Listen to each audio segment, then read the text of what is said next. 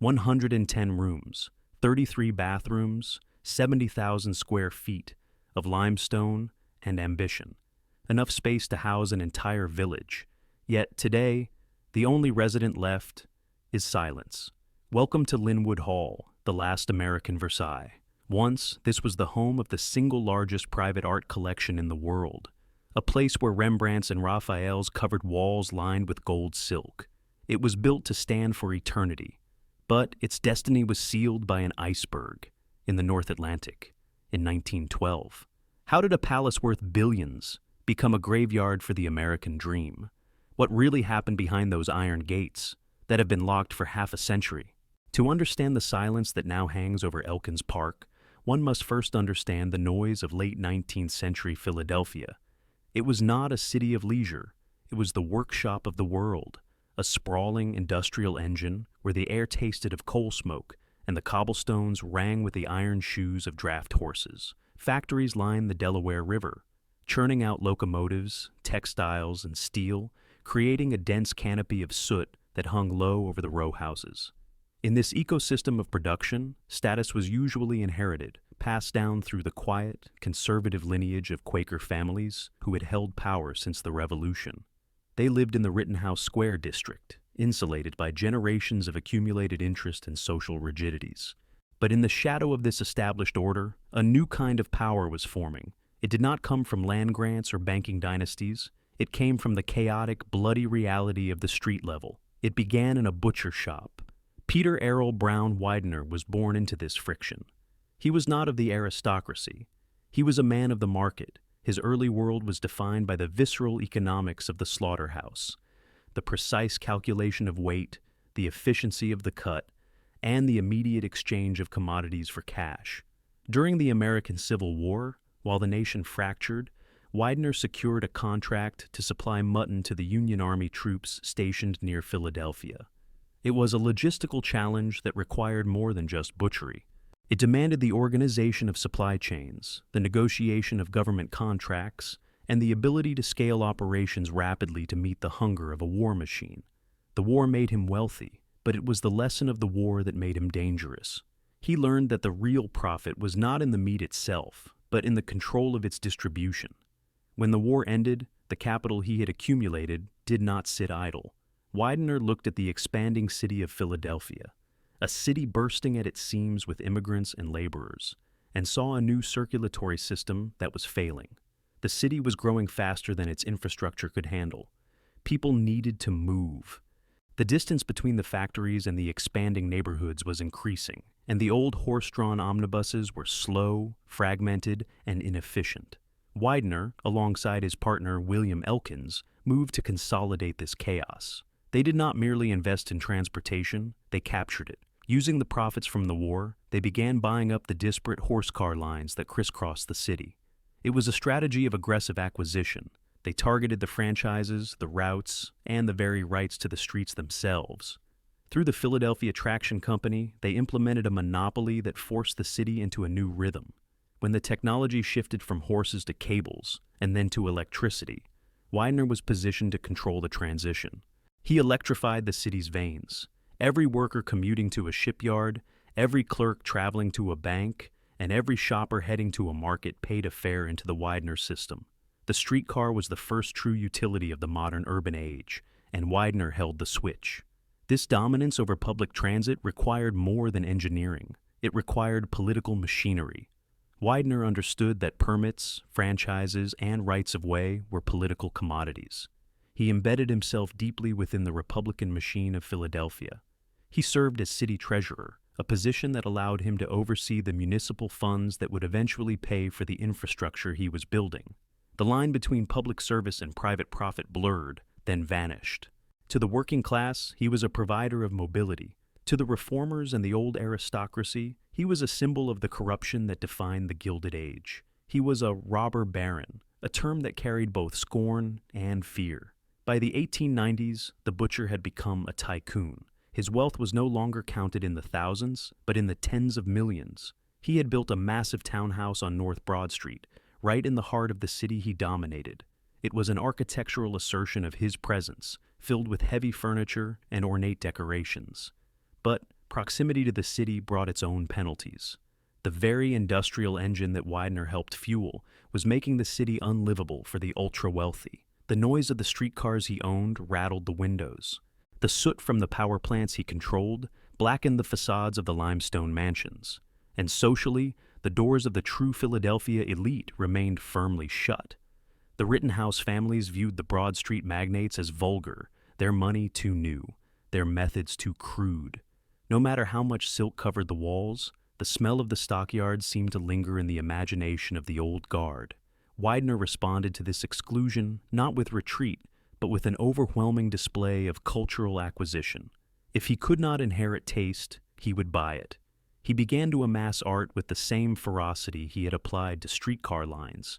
He sent agents to Europe, targeting the decaying estates of the old world aristocracy. He purchased Rembrandts, Van Dycks, and Raphaels. He bought tapestries that had hung in French palaces and porcelain that had graced the tables of kings. This was not merely a hobby. It was a laundering of identity. Through the acquisition of European high culture, Widener sought to overwrite the narrative of the Philadelphia butcher. He was constructing a new lineage, one where beauty and history served as the foundation for his family's future. However, the house on Broad Street was insufficient to contain this ambition. It was too vertical, too urban, and too constrained by the grid of the city.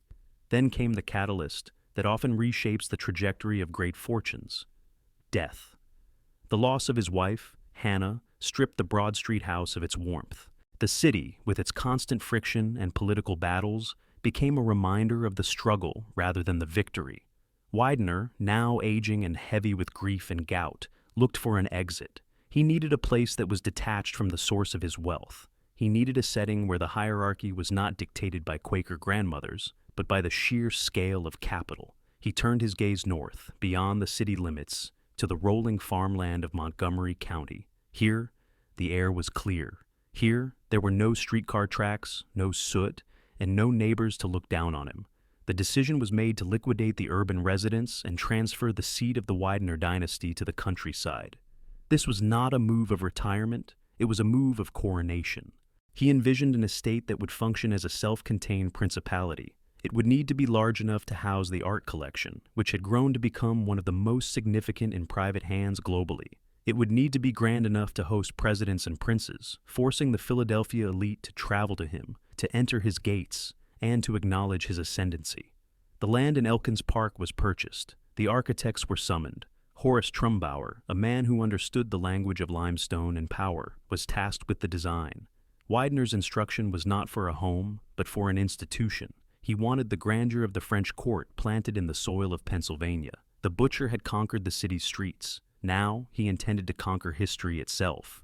He was leaving Philadelphia not as a refugee, but as a king establishing a new court, preparing to build a monument that he believed would stand for 1,000 years.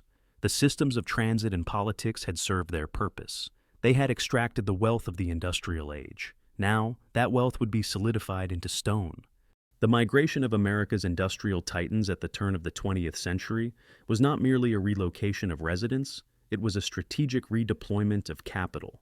By the late 1890s, the congested avenues of Philadelphia, New York, and Chicago had become battlegrounds. The very machinery that generated immense wealth, the factories, the rail yards, the coal-fired power stations, had rendered the urban centers uninhabitable for their owners. The air was thick with the particulate matter of progress, and the streets were crowded with a labor force that was increasingly organized and vocal. For men like Peter A.B. Widener, the city house was no longer a sanctuary. It was a fortress under siege by the sensory and social realities of the industrial age. The solution was not to retreat, but to expand. A new pattern emerged across the American Northeast, a phenomenon of social geography, where the wealthy began to construct their own environments, insulated from the chaos they profited from. This was the era of the country place, a movement that saw the conversion of thousands of acres of farmland into manicured estates. However, this exodus was not driven solely by a desire for fresh air or pastoral silence. It was fueled by a fierce, silent competition, a domestic arms race played out in limestone, marble, and manicured gardens. The standard had been set by the Vanderbilt family.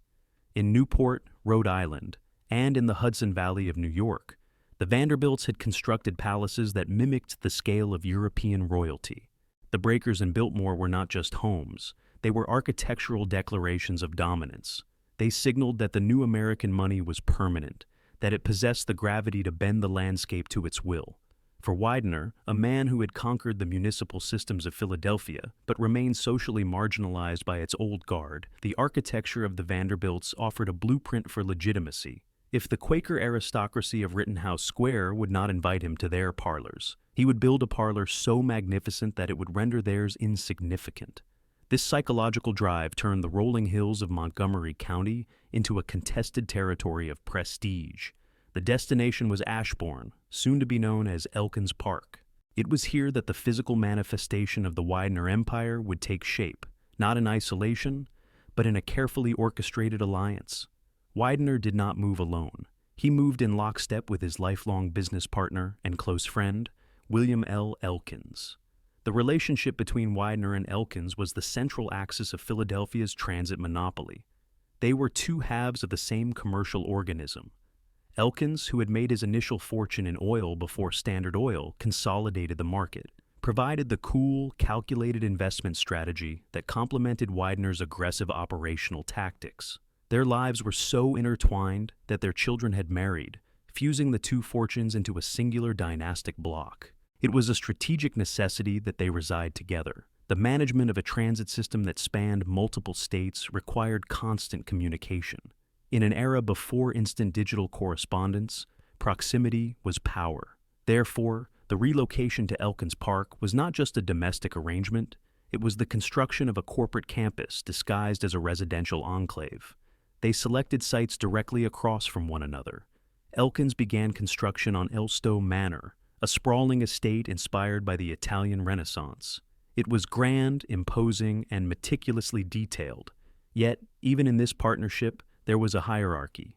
Widener's ambition required a larger canvas. He secured a massive tract of land, nearly 300 acres, adjacent to Elkins. The selection of this specific geography was deliberate. The land sat at a higher elevation, offering a commanding view of the surrounding countryside. It was a blank slate, free from the grid of the city, free from the history of neighbors, and free from the constraints of existing infrastructure. Here, Widener could act as the sole author of his environment. The design philosophy for what would become Lynnewood Hall was rooted in the concept of the American Versailles. This was not a hyperbolic nickname. It was the literal design brief. The Gilded Age tycoons were obsessed with the French aristocracy of the 18th century. They saw a parallel between themselves and the Bourbon kings, figures of absolute power who ruled by divine right. For the American industrialist, the divine right was replaced by the market right, but the architectural expression remained the same: symmetry, scale, and an overwhelming abundance of ornamentation. This competitive building boom created a microeconomy in the region. The sleepy farmland of Cheltenham Township was suddenly overrun by armies of masons, landscapers, and artisans, many imported from Europe. The construction of these estates required the diversion of creeks, the leveling of hills, and the importation of mature trees to create instant forests. It was an imposition of order upon nature that mirrored the imposition of the streetcar tracks upon the city streets. In this context, the house was a tool of social filtration. The sheer size of the estate created a physical barrier between the Widener family and the public. The long, winding driveways, the iron gates, and the perimeter walls were designed to control access strictly. In the city, a pedestrian could walk past the Widener townhouse and look into the windows.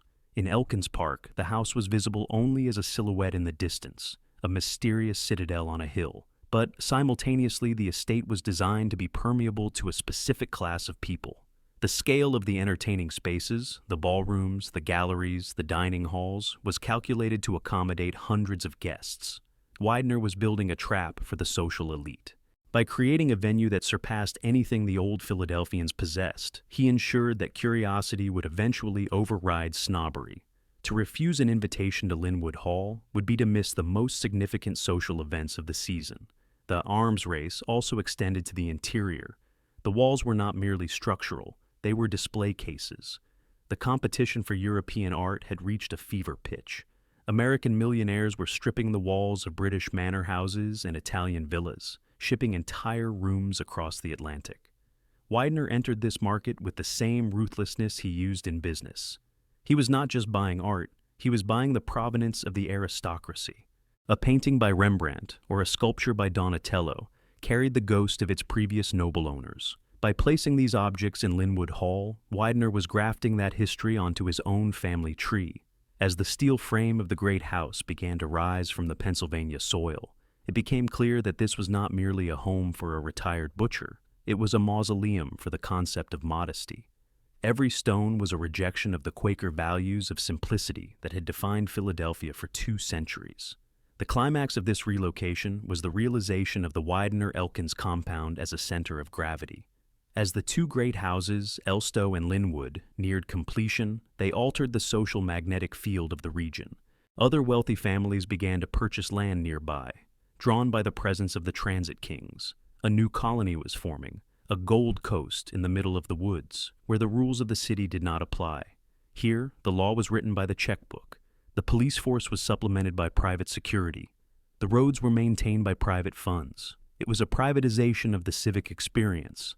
Widener had finally achieved the separation he craved.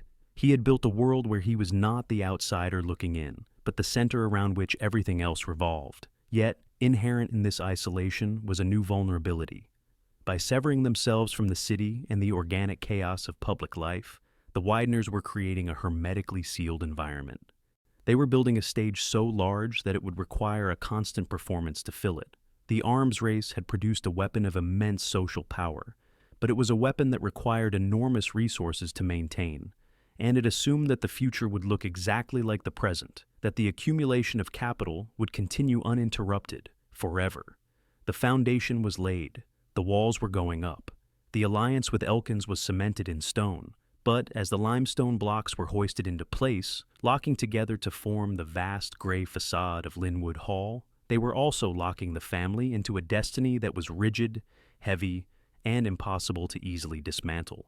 The transformation of the Elkins Park hillside from a rolling landscape into a seat of dynastic power began with the arrival of limestone. It came by rail, thousands of tons of Indiana limestone, transported on the very networks that Peter A.B. Widener helped monopolize. The sheer logistical operation of moving this material from the quarry to the construction site was a testament to the industrial efficiency of the era. The stone was not merely a building material, it was a choice of permanence. Wood rots, brick crumbles, but limestone, when cut and set by master masons, suggests a timeline measured in centuries. To orchestrate this massive undertaking, Widener bypassed the established conservative architects of Philadelphia.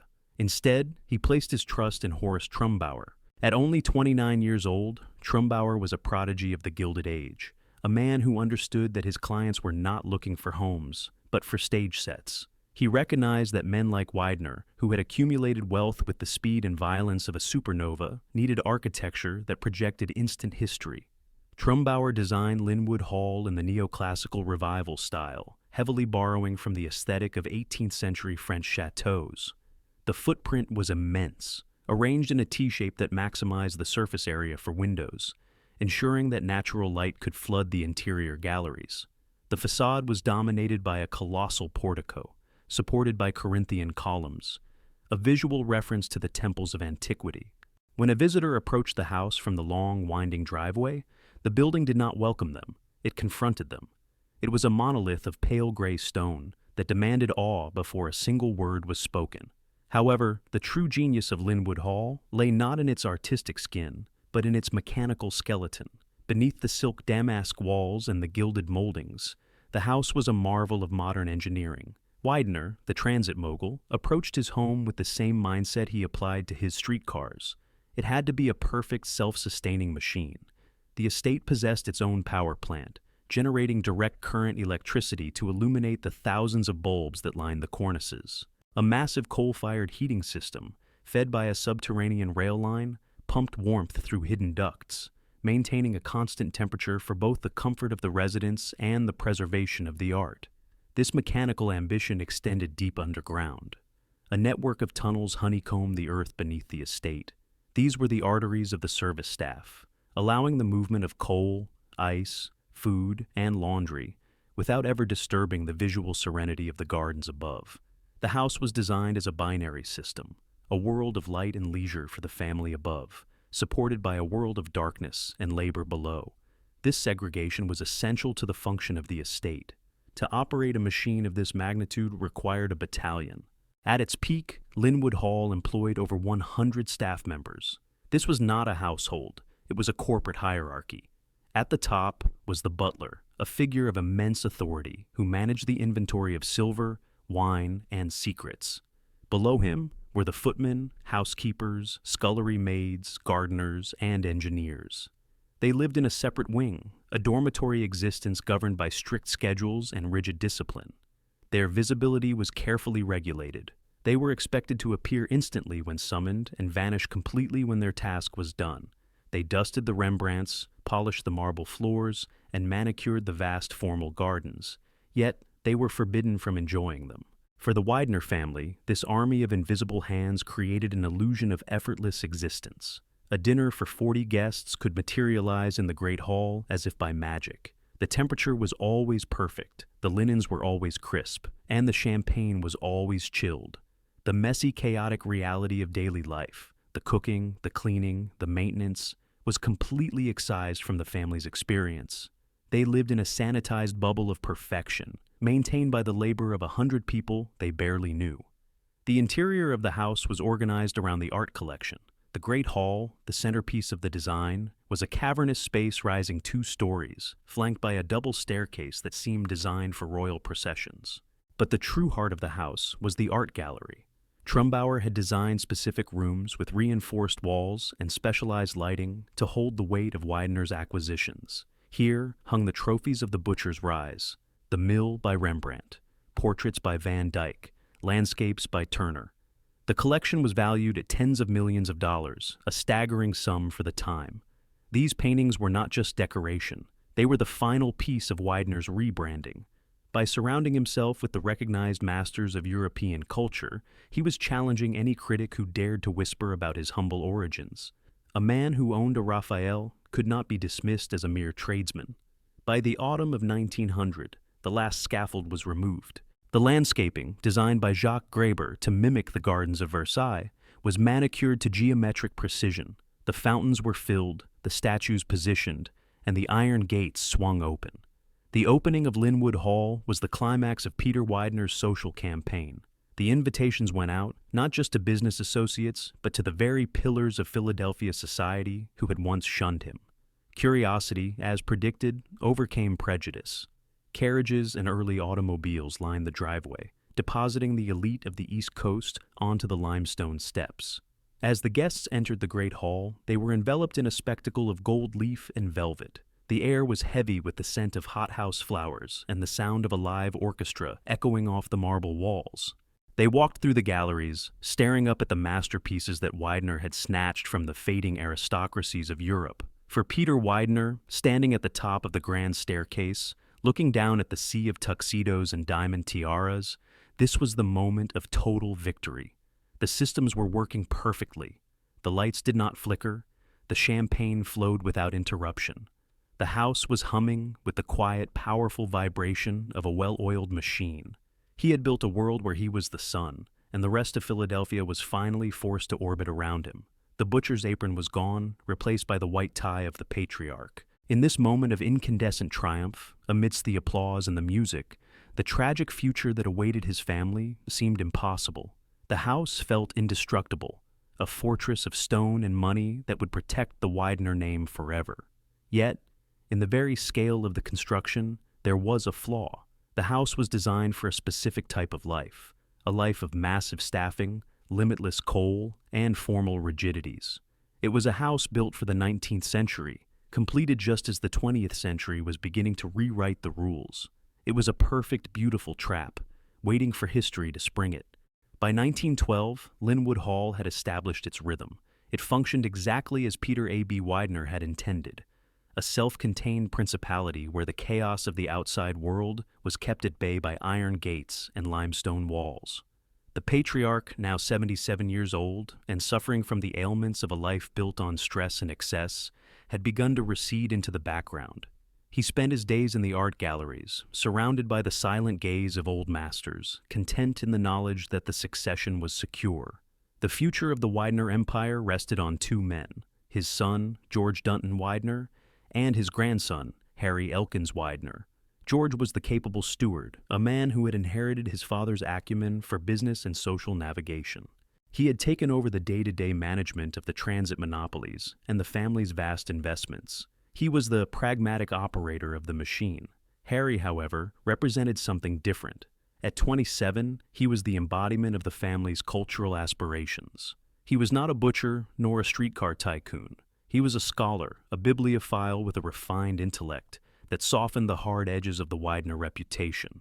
Harry did not buy companies, he bought books. He traveled the world hunting for rare first editions, intending to build a library at Lynnewood Hall that would rival the great universities of Europe. He was the promise that the Wideners would eventually be known for wisdom, not just wealth. In the spring of 1912, this dynastic trio was separated by the Atlantic Ocean. George and Harry, along with George's wife Eleanor, had traveled to London. The trip was a mixture of leisure and acquisition. They were shopping for the final touches of their high society existence. Harry had secured several rare volumes for his collection. George was scouting for a new head chef for Lynnewood Hall's kitchens, a critical hire for a house that functioned as a private hotel. Their return journey was booked on a vessel that mirrored their own existence. The RMS Titanic was the Lynnewood Hall of the sea. It was a technological marvel wrapped in the aesthetic of a palace, designed to insulate its first-class passengers from the harsh realities of the ocean, just as the Widener estate insulated them from the grime of Philadelphia. The ship was marketed as unsinkable, a testament to the era's absolute faith in industrial progress.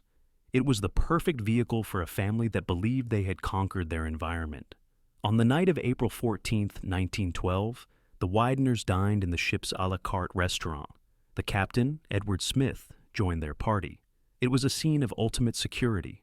The wealthiest men in America, sitting in a room of walnut paneling and crystal, moving through the darkness at 22 knots.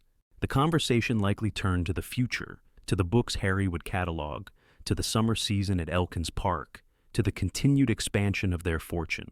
At 11:40 p.m., the illusion of control shattered. The collision with the iceberg was not immediately perceived as a catastrophe by the passengers in the upper decks. It was a vibration, a jarring note in a smooth symphony. But as the reports filtered up from the lower decks, the reality of the situation became mathematically undeniable. The ship was bleeding. The pumps were overwhelmed. The systems, so carefully engineered, were failing. Back in Elkins Park, the silence of the great house was broken by the staccato rhythm of the wireless telegraph.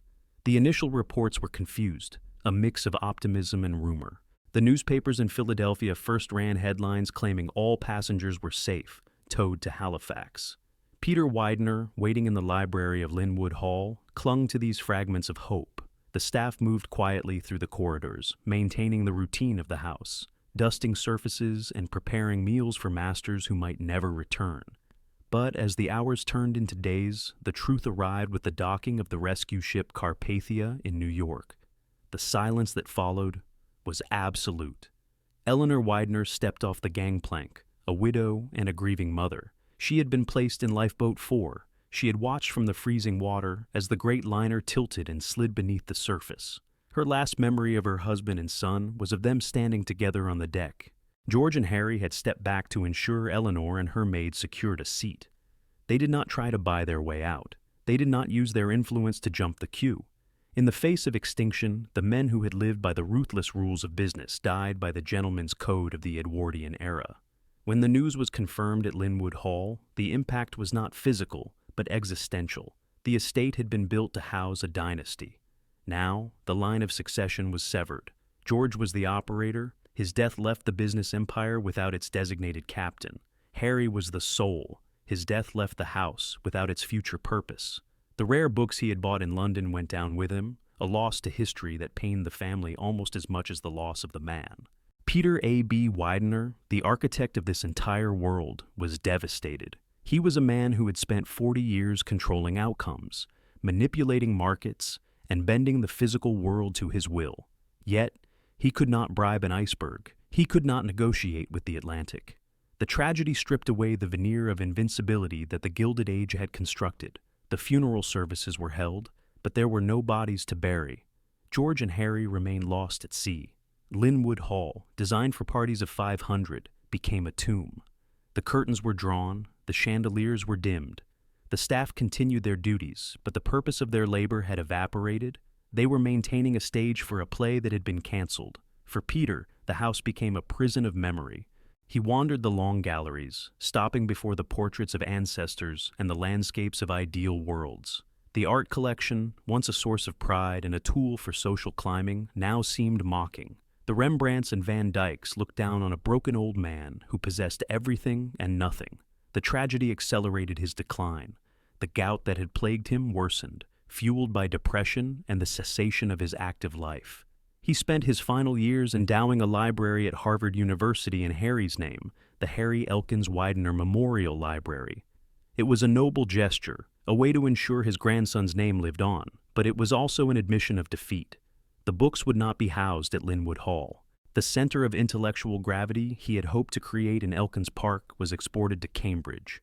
3 years after the sinking, in 1915, Peter A.B. Widener died in his bed at Lynnewood Hall. He left behind an estate worth an estimated $100 million and a house that was technically perfect but spiritually hollow. The estate passed to his younger son, Joseph, but Joseph was inheriting a damaged legacy.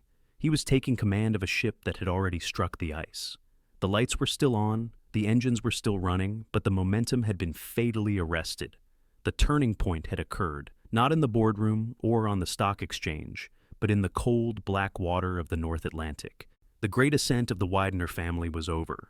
The long, slow descent had begun. With the passing of Peter A.B. Widener in 1915, the title of Master of Lynnewood Hall descended to his younger son, Joseph Early Widener. Joseph was a man carved from a different stone than his father. If Peter was the builder, the butcher who had hacked a fortune out of the raw muscle of industry, Joseph was the curator. He was slender, fastidious, and possessed an aesthetic sensibility that bordered on the obsessive. He did not have the rugged constitution of a street fighter. He had the refined, nervous energy of a connoisseur. To him, Lynnewood Hall was not a trophy to be won, but a museum to be perfected. Under his stewardship, the estate entered a period that appeared, to the outside observer, as its golden noon. Joseph refined the art collection with ruthless precision. He sold off the lesser works his father had bought by the crate and replaced them with singular masterpieces. He acquired Bellinis and Vermeers, famously outbidding the world's museums for paintings that cost more than the annual budget of a small city. He expanded the gardens, importing French statuary and restructuring the landscape until it rivaled the parterres of Fontainebleau. From the street, the lights of Lynnewood Hall burned brighter than ever. The 1920s were roaring, and Joseph Widener was at the center of the American socialite circuit. He was a leading figure in the world of thoroughbred horse racing, transforming Hialeah Park into Florida and turning the breeding of racehorses into a secondary religion at the estate. The parties at Elkins Park were legendary spectacles where champagne flowed like the fountains in the garden, masking the silence left by the Titanic tragedy with the noise of jazz and the clinking of crystal. But inside the library, away from the orchestras and the debutantes, the ledger books told a story of hemorrhaging capital. The economic reality of America had fundamentally shifted.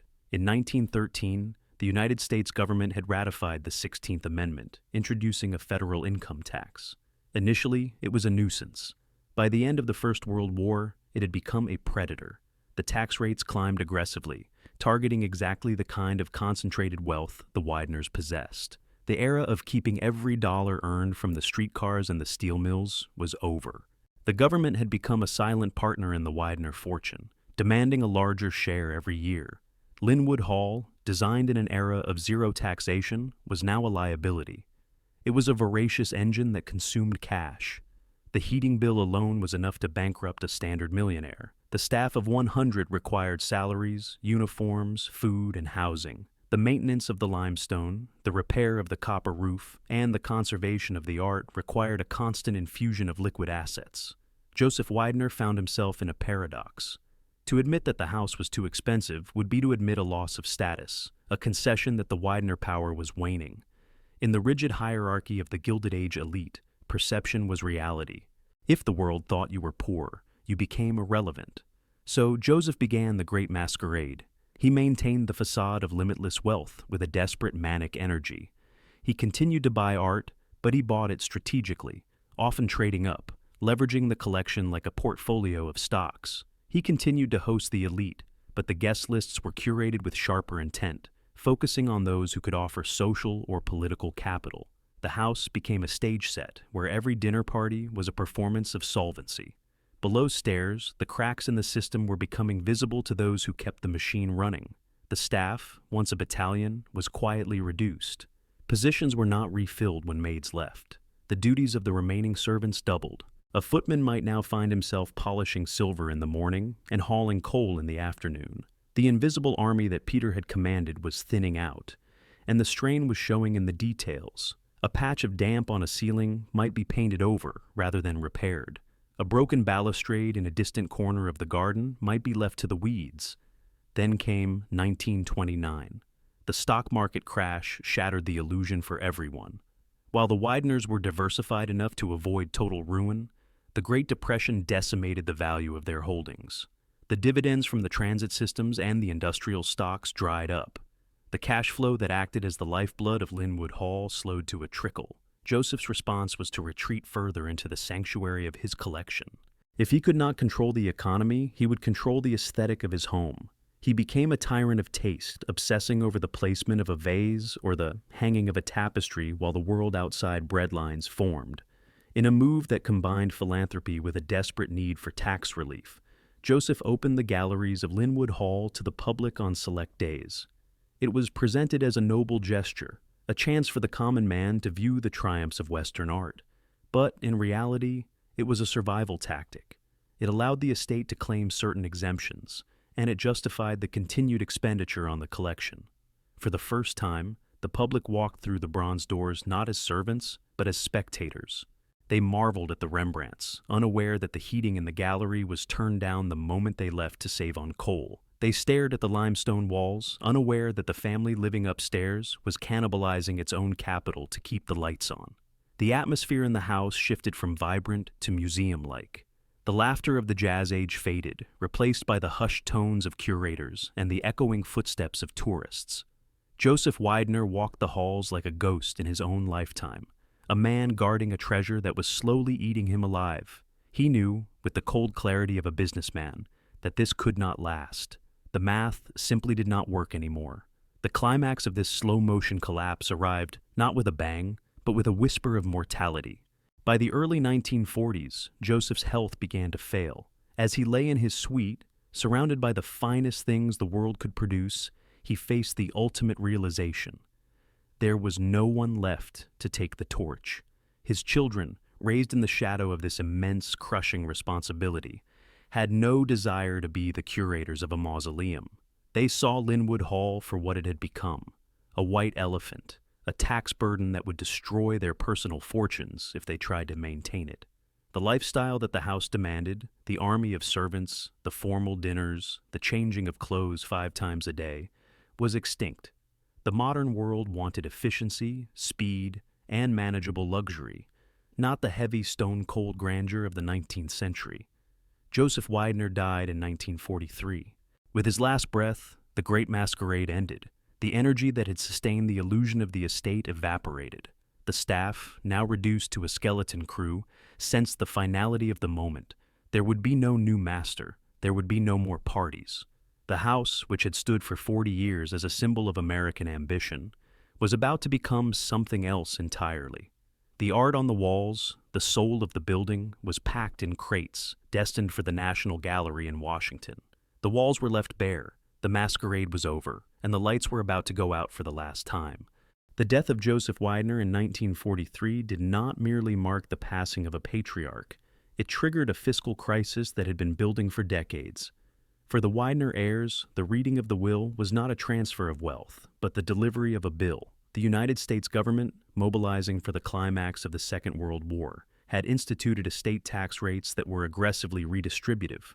The federal government demanded a massive percentage of the Widener fortune as the price of transfer. The estate, which was asset-rich in limestone and canvas but increasingly cash-poor, faced a mathematical impossibility. The family could not afford to inherit their own home. To satisfy the tax liability, the Wideners were forced to make a binary choice: liquidate the assets or face bankruptcy. The house, Lynnewood Hall, was valued not as a home, but as a liability, a depreciating asset that consumed capital simply by existing. The decision was made swiftly. The dynasty would retreat. The great accumulation of the Gilded Age would be reversed. The first phase of this exodus was the removal of the soul of the building, the art collection. For nearly half a century, the Rembrandts, Raphaels, and Vermeers had hung on the walls of Elkins Park, insulated from the public eye.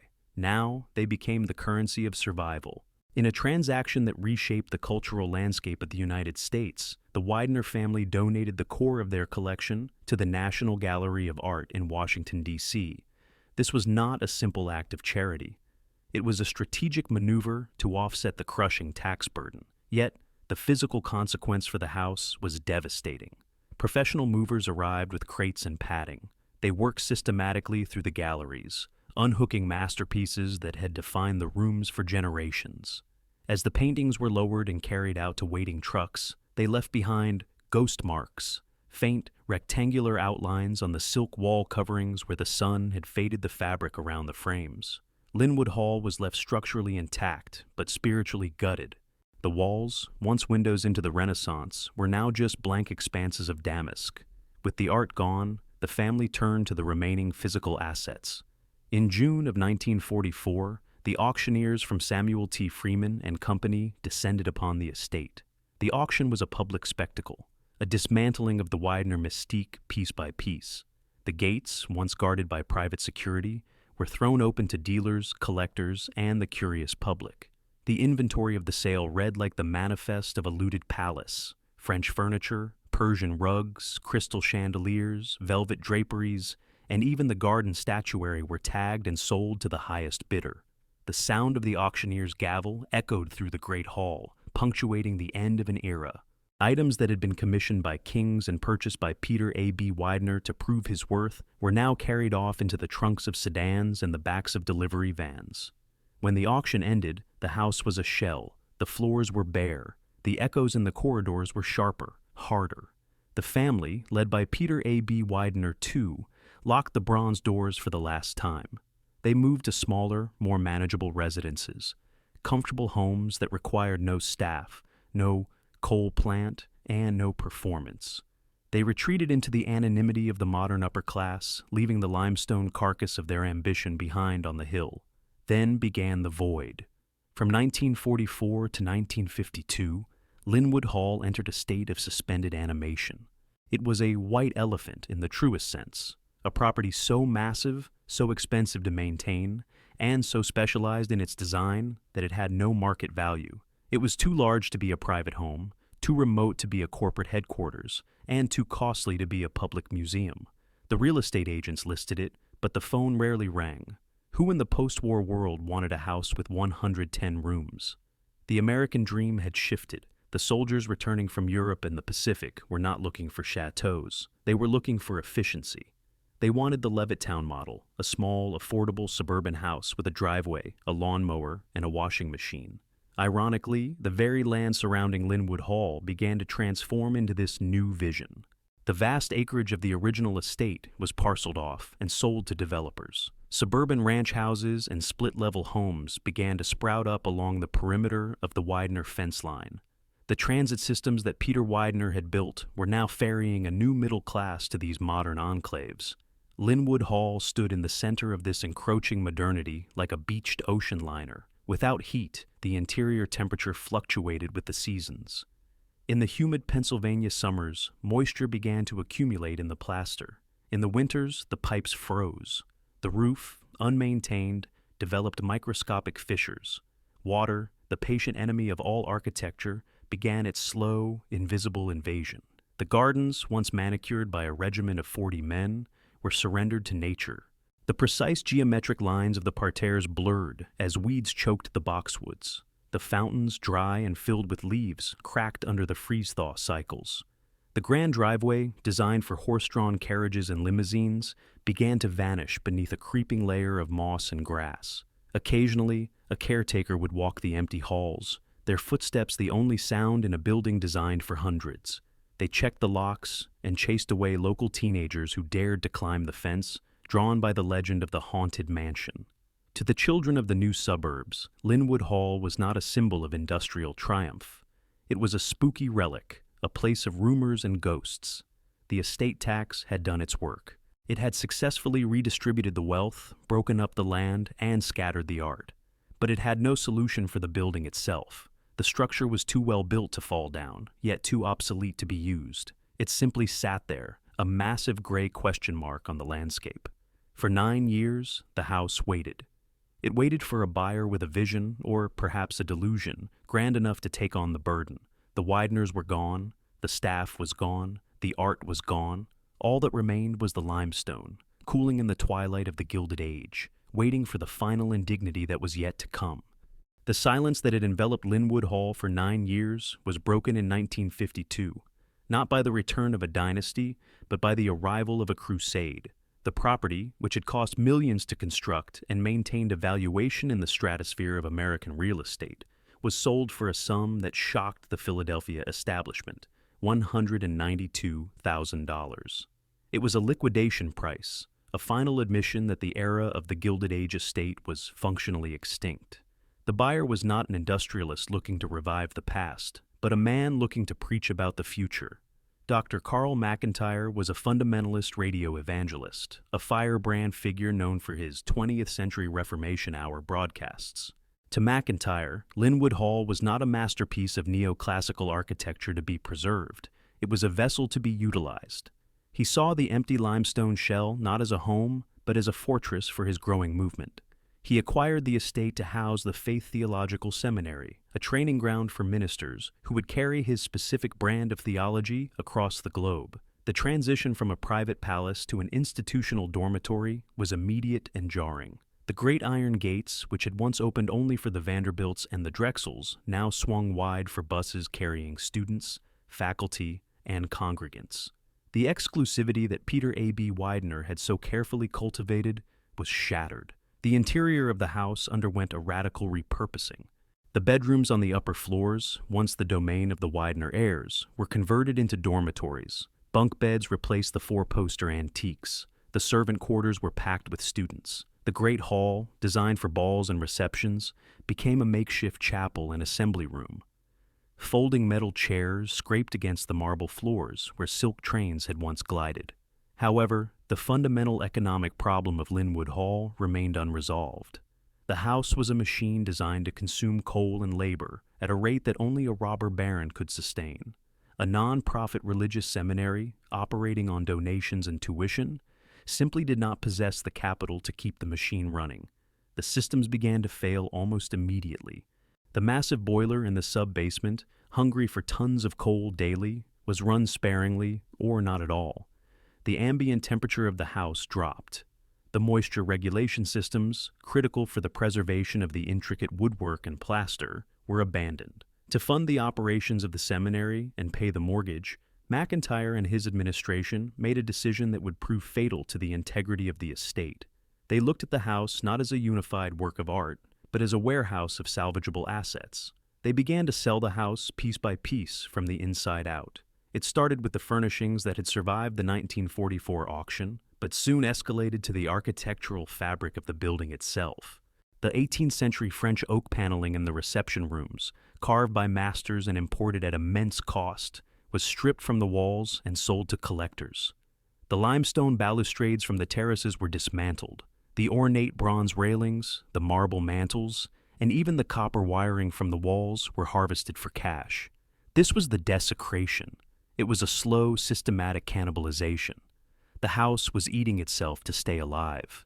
The most symbolic loss occurred in the gardens.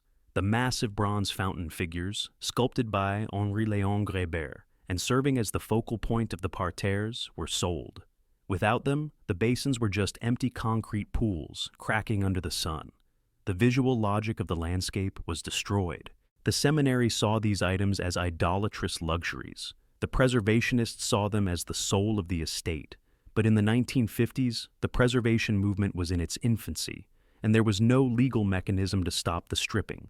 As the assets were stripped away, the physical defense of the building collapsed. The slate roof, neglected for a decade, began to fail. At first, it was just a few missing tiles. Then, the flashing around the chimneys corroded. Water, the patient and relentless enemy, found its way in. It trickled down through the attic, saturating the insulation. It seeped into the plaster ceilings of the second floor, turning the intricate moldings into mush. It ran down the walls of the great gallery, staining the silk damask that had once held Rembrandts. In the winter, this water froze and expanded, popping the plaster from the lath and cracking the stone. The students living in the house became witnesses to its slow death. They placed buckets in the hallways to catch the drips. They avoided certain wings of the house where the floorboards had rotted through. The smell of the house changed. The scent of beeswax and fresh flowers was replaced by the heavy, dank odor of wet wool and mildew. The secondary narrative of this era was the relationship between the seminary and the surrounding community. The suburb of Elkins Park had continued to develop, filling with middle-class families who viewed the decaying giant on the hill with a mixture of suspicion and sadness. To them, the seminary was a poor neighbor. The grass grew knee-high. The fences rusted. The once proud symbol of the town was becoming an eyesore. Zoning battles erupted. The local government tried to enforce maintenance codes, but the seminary pleaded poverty or claimed religious exemption. It was a standoff between a modern municipality trying to maintain property values and a declining institution trapped in a ruin it could not afford. By the late 1980s and early 1990s, the situation had become untenable. The seminary was drowning in debt. The house was practically uninhabitable. The few remaining students were living in a ruin. The desecration was complete. The Widener's dream of a permanent legacy had been dismantled, sold off for scrap, and left to rot. When the seminary finally vacated the property due to foreclosure proceedings, they left behind a corpse. The doors were locked, but the damage was done. The windows were broken, allowing birds and raccoons to nest in the ballrooms. The grand staircase, the spine of the house, was covered in debris. Lynnewood Hall stood alone again, but it was no longer the sleeping beauty of 1944. It was a ravaged survivor. The stripping of its interior had left it hollow, and the water damage had left it fragile. It was a monument not to wealth, but to the destructive power of neglect. The new money of the 19th century had built it. The no money of the 20th century had destroyed it. And as the 21st century approached, the question was no longer who would live there, but whether the building could remain standing at all. By the dawn of the 21st century, Lynnewood Hall had ceased to be a home. It had become a legend, a whispered rumor among the residents of Elkins Park, and a holy grail for a new generation of digital historians. The estate sat behind a rusted chain-link fence, overgrown with 70 years of unmanaged vegetation. The meticulous French parterres designed by Jacques Greber had vanished, swallowed by a dense thicket of invasive ivy and sumac. To the commuters passing by on Ashbourne Road, the mansion was visible only as a gray, spectral silhouette rising above the tree line, a stone leviathan stranded in a sea of modern suburbia. Inside, the house had entered a state of Gothic suspended animation. The systems that Peter A.B. Widener had engineered to last forever had largely failed. The great coal boilers were cold. The copper piping had been stripped by scavengers or corroded by time.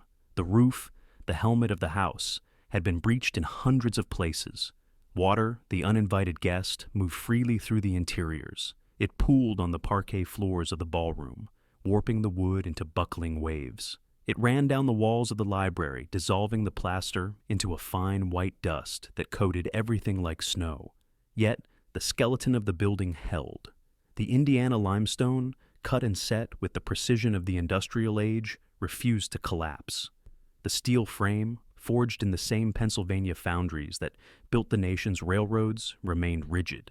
The house was too well built to die, but too massive to live.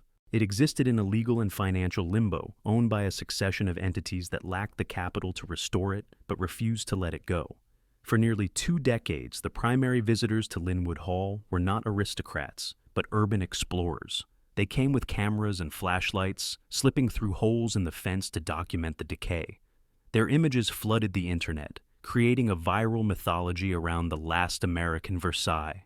Millions of people viewed photos of the empty swimming pool and the crumbling staircases. The house became a symbol of a lost civilization, a romantic ruin that captivated the public imagination even as it fell apart in reality. This digital attention, however, did not fix the roof. By the early 2000s, the situation had reached a critical threshold. The structural engineers who assessed the property issued grim warnings. The water damage was accelerating. The freeze-thaw cycles of the Northeast were prying the stone facade apart. If an intervention did not happen soon, the building would pass the point of no return. It would become a safety hazard, destined for the wrecking ball, its limestone crushed into gravel for new roads. The climax of this century-long saga arrived in June of 2023. For years, a coalition of local preservationists, historians, and tradespeople had been watching the house with growing desperation. They formed the Lynnewood Hall Preservation Foundation, a non-profit organization dedicated to a singular, seemingly impossible goal: saving the Titanic of mansions from sinking. Negotiations with the owners were complex and protracted. The price of admission was not just the purchase cost, but the terrifying liability of the restoration. To buy Lynnewood Hall was to inherit a project estimated to cost over $100 million. It was a commitment that required not just money, but a lifetime of labor. On June 28, 2023, the deed was transferred. The foundation officially acquired the property. For the first time in nearly 80 years, the keys to Lynnewood Hall were held by people who viewed the house as a treasure to be saved, rather than an asset to be stripped. The immediate aftermath of the purchase was not a glamorous renovation, but a triage operation. The site was treated like a patient in critical condition. Volunteers and professionals descended on the estate, armed not with gold leaf and velvet, but with chainsaws and dumpsters. The first battle was against nature. The landscape, which had been reclaiming the limestone for decades, was cut back. The invasive trees growing out of the terraces were removed. The miles of vines choking the balustrades were stripped away. For the first time in a generation, the sun hit the pavement of the driveway. Inside, the focus was stabilization. The priority was not to restore the beauty, but to stop the bleeding. The roof was patched to halt the water infiltration. The windows were boarded up or secured to keep out the elements and the animals. The thousands of tons of debris, rotten furniture, fallen plaster, and the refuse of the seminary era were manually hauled out. As the layers of filth were peeled back, the bones of the house revealed themselves to be surprisingly intact. The foundation discovered that beneath the grime, the marble floors were still solid.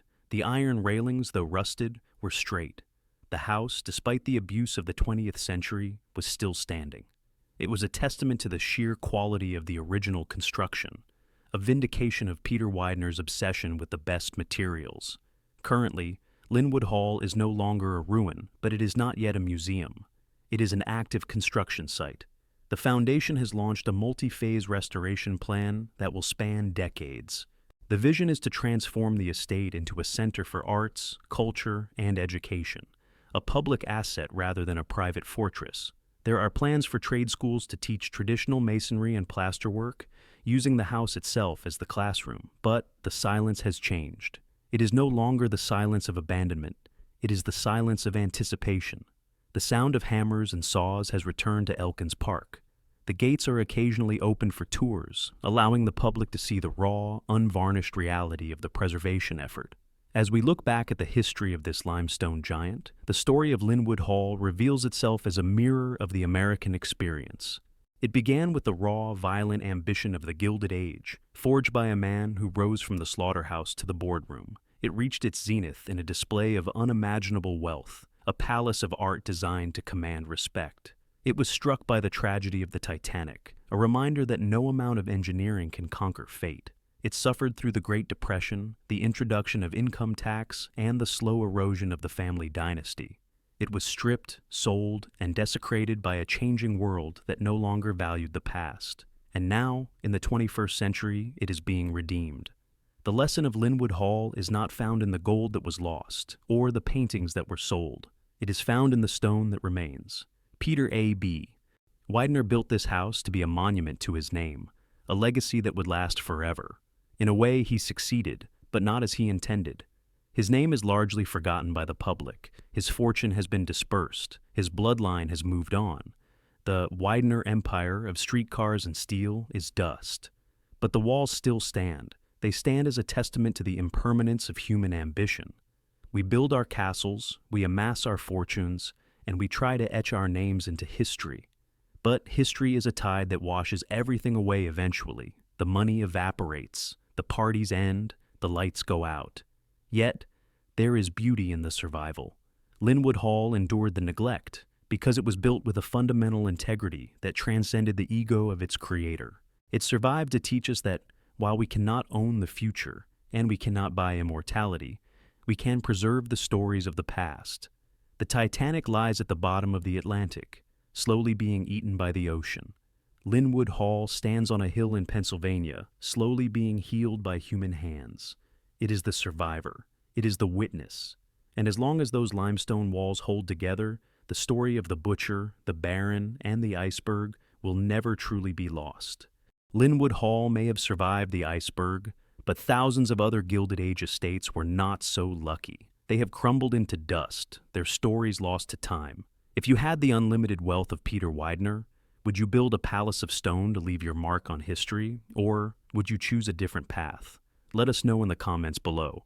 And if you want to explore more forgotten empires and the lessons they left behind, make sure to subscribe and ring the bell. I'll see you in the next chapter of history.